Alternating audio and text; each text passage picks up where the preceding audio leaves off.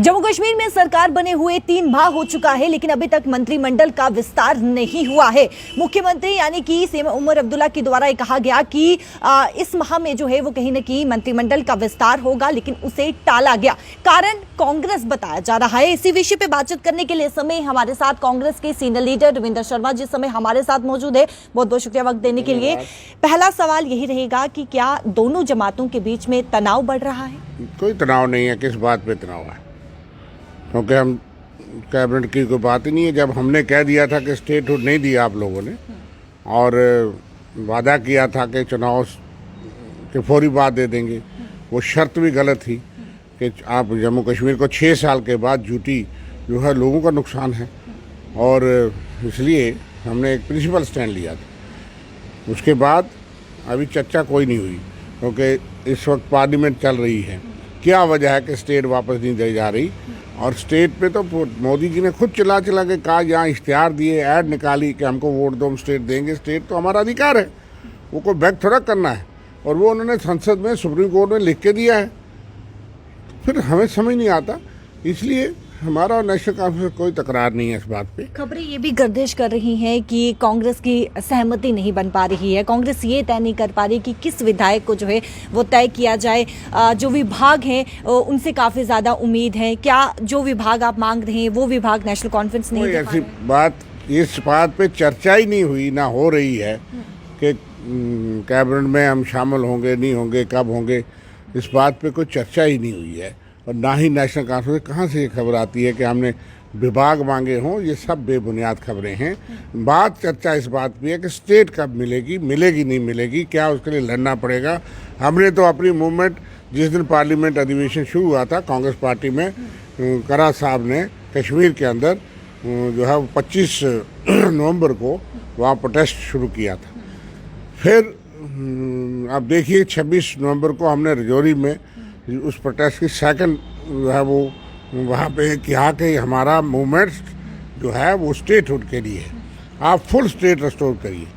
और अब यहाँ भी देखेंगे अगले चंद दिनों में हमारा बार बार यही पे फोकस है। हम देख रहे हैं कि हो सकता है वो दे दे इस पार्लियामेंट सेशन में, और अदरवाइज एक फुल फ्लैग जहाँ मूवमेंट चलेगी, स्टेटहुड बहाल करिए, फौरी करिए, तब सरकार का मज़ा है। तब सरकार में मंत्री, अभी तो 9 मंत्री कुल बन सकते हैं, और इसलिए बहुत सी चीज़ें हैं। प्रॉब्लम जो है वो यूटी और एलजी के एडमिनिस्ट्रेशन से है, और कांग्रेस और नेशनल कॉन्फ्रेंस के बीच में कोई तनाव नहीं है, कोई प्रॉब्लम नहीं है। जो जिस तरीके से तंज कसा गया है, जिस तरीके से प्रहार किया गया है कांग्रेस पे कि ईवीएम मशीन का जो है वो रोना रोती है, अब ईवीएम मशीन का रोना राग जो है वो नहीं लापना चाहिए। देखिए, बात यह है कि नेशनल कॉन्फ्रेंस या किसी पार्टी का इंडिया अलायंस में जो उनका अपना मत हो सकता है, ये इंडिया अलायंस का व्यू नहीं, कांग्रेस पार्टी का व्यू है। देश के अंदर आज़ादी लाने वाली और देश के अंदर डेमोक्रेसी, जमहूरियत लाने वाली कांग्रेस पार्टी है। और इतने सालों से ईवीएम पे प्रश्न उठ रहे हैं। दुनिया में ईवीएम जो है मुख्तलिफ मेजॉरिटी देशों में बंद हो चुकी है, जिन्होंने ये लॉन्च की थी। ईवीएम जब हमने यहाँ शुरू की थी प्रश्न उठे थे, पर हमने कहा इस तजर्बे को देखते हैं।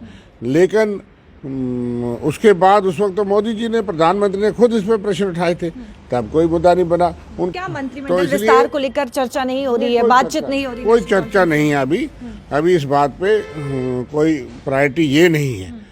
ठीक है, मंत्रिमंडल में कौन हो कौन ना हो, कितने लोग हों, सरकार एक चुनी हुई बनी है, उसका सम्मान होना चाहिए। नेशनल कॉन्फ्रेंस का मत चाहे हमारा ईवीएम से अलग हो, लेकिन उनको भी स्टेटहुड के लिए लड़ना चाहिए। इन मुद्दों पे पार्लियामेंट में बात होगी, आप अपना व्यू दे सकते हैं, लेकिन सलाह देने के बजाय अच्छा होगा कि वो अपनी बात करें और सरकार की बात करें, लोगों के अधिकार की बात करें। इस बात पे वो इंडिया गठबंधन में बैठ कर के चर्चा कर सकते हैं और पार्लियामेंट में अपनी राय अलग दे सकते हैं। कांग्रेस पार्टी को बिन मांगे मशवरा देना कोई इतना ज़रूरी नहीं है, लेकिन उनकी राय अलग होगी, कोई बात नहीं। हार और जीत लगी होती है। जो पार्टी आई सत्ता में, उनके 2 MP होते थे किसी वक्त, और आज उनके पास 240 हैं। इसलिए कोई उन चीज़ों पे कांग्रेस को कोई परेशानी नहीं। ये माना जा सकता है कि दोनों जमातों के बीच में कोई तनाव नहीं, लेकिन जो तंज कसी जा रही है, देखिए ये उनको सोचना कि कितना अपने सहयोगी दल के लिए कहना चाहिए, तंज कसना चाहिए। उनकी राय अलग हो सकती है, पर तंज कसना या इस तरह की बात करना शायद लोग उसको ज़्यादा अच्छा नहीं समझते। हमें कोई परेशानी नहीं। चलिए, बहुत बहुत शुक्रिया बातचीत करने के लिए। देखिए, इनका कांग्रेस पार्टी का साफ तौर पर कहना है कि हमारा सबसे पहला मुद्दा जो है वो स्टेटहुड को लेकर है, लेकिन जहां पर यह कहा गया था कि मंत्रिमंडल जो है वो जल्द से जल्द विस्तार किया जाएगा, लेकिन अभी तक मंत्रिमंडल जो है वो 3 माह हो चुके हैं सरकार को बने हुए, लेकिन अभी तक मंत्रिमंडल जो है विस्तार नहीं किया गया है। और जिस प्रकार से हमने प्रश्न पूछा कि क्या दोनों जमातों के बीच में कुछ तनाव है, तो साफ तौर पर कांग्रेस पार्टी के सीनियर लीडर देवेंद्र शर्मा का कहना है कि सब कुछ ठीक है, कोई भी तनाव जो है वो नहीं है। कैमरा पर्सन शमी थापा के साथ शिल्पा शर्मा, जम्मू।